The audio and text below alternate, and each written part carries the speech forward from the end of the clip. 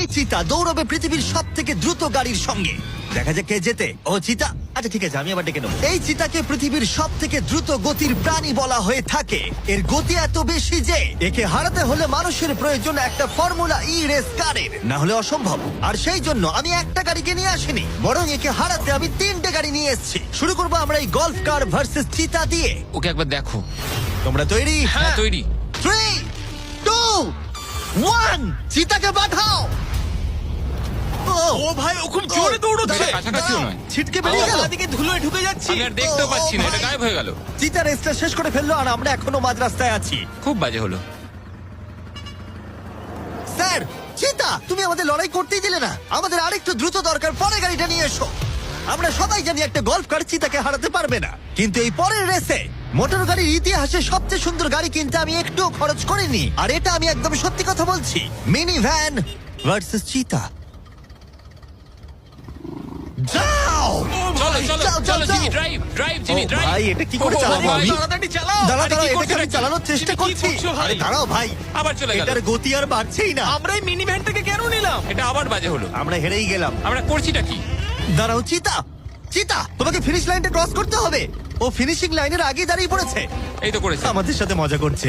আমার মনে হয় পশুদের আমার সাথে মনে কাজ হয়- করলে এরকমটাই হয়। ও আমাদের জন্য দুঃখিত। হ্যাঁ, ফর্মুলা ই কারের সাথে চিতা রেসের আগে আমাদের এটাকে বাঁচাতে হবে ওভার হিটিং এর হাত থেকে। তার মানে আমাদেরকে এটা করতে হলো।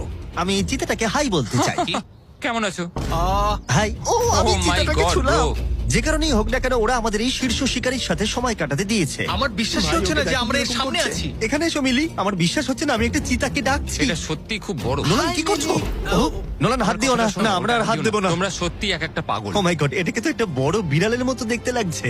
হ্যাঁ, খুব একটু দাঁড়াও। cute। আমরা চিতাকে রেসের মাঝখানে একটু ব্রেক দিয়েছি যাতে ও বেশি হাঁপিয়ে না পড়ে। আর যদি তোমরা জানতে চাও, আমরা কোলাব করেছি আমেরিকান হিউম্যান সোসাইটির সাথে, যারা এই সমস্ত প্রাণীদের সাথে আমাদের ভিডিও করতে অনুমতি দিয়েছে। আর সেই জন্য এটা করছি কারণ বর্তমানে পৃথিবীতে 8,000-এরও কম চিতা বাস করে। যে কারণে এই ভিডিও করার সময় আমরা খুব সাবধানতার সাথে এদের সাথে ব্যবহার করছি। এটাই করা উচিত। লোমগুলো কত দাঁড়াও, নরম। চিতাটা কি জোরে গড়গড় করছে। তার মানে ও আমাদেরকে লাইক করে। মনে হচ্ছে মিলি পরের রেসের জন্য তৈরি। চলো যাওয়া যাক। যে সময়ের জন্য আমরা সবাই অপেক্ষা করছিলাম সেই মুহূর্ত অবশেষে এসে গেছে।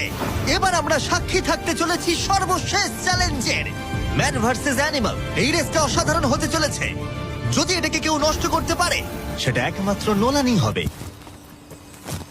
আধুনিক ইতিহাসের সব থেকে গুরুত্বপূর্ণ উত্তরটা দেওয়া যাক। 3, একটা চিতা কি পারবে 2, ফর্মুলা ই কারের সাথে রেস করতে? দেখা যাক। 1। চলো রেসটা শুরু করি।